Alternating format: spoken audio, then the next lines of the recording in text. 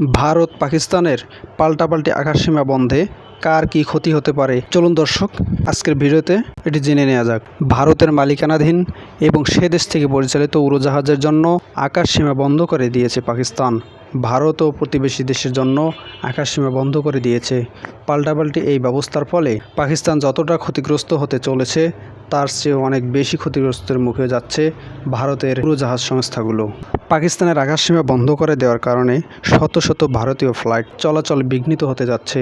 এতে ভারতীয় এয়ারলাইন্সের ফ্লাইট পরিচালনায় জ্বালানি এবং ট্রানজিট খরচ উভয়ই বেড়ে যাবে।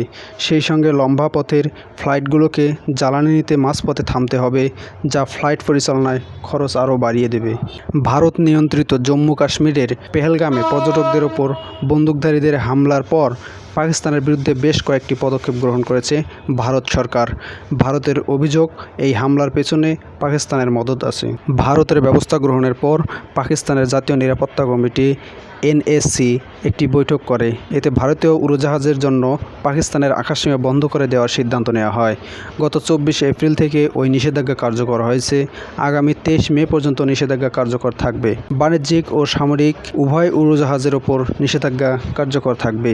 প্রতিদিন গড়ে 200 থেকে 300 ভারতীয় ফ্লাইট পাকিস্তানের আকাশসীমা অতিক্রম করে। সেগুলোর বেশ কয়েকটি লম্বা পথের ফ্লাইট দিল্লি, মুম্বাই, মৃতসাগর থেকে ভারতীয় উড়োজাহাজ ইউরোপ, মধ্যপ্রাচ্য এবং উত্তর আমেরিকা যেতে পাকিস্তানের আকাশসীমা ব্যবহার করে থাকে। সেই তুলনায় ভারতের আকাশসীমা বন্ধ হয়ে যাওয়ার কারণে পাকিস্তানের একটি মাত্র পূর্বমুখী পথের ফ্লাইট চলাচল প্রভাবিত হবে। ফ্লাইটগুলো চলাচলেও সহজেই ভারতকে এড়িয়ে চীনের আকাশসীমা ব্যবহার করা সম্ভব। আর পাকিস্তান আগে থেকেই অতি উত্তরের ফ্লাইট চলাচল উল্লেখযোগ্য হারে কমিয়ে এনেছে।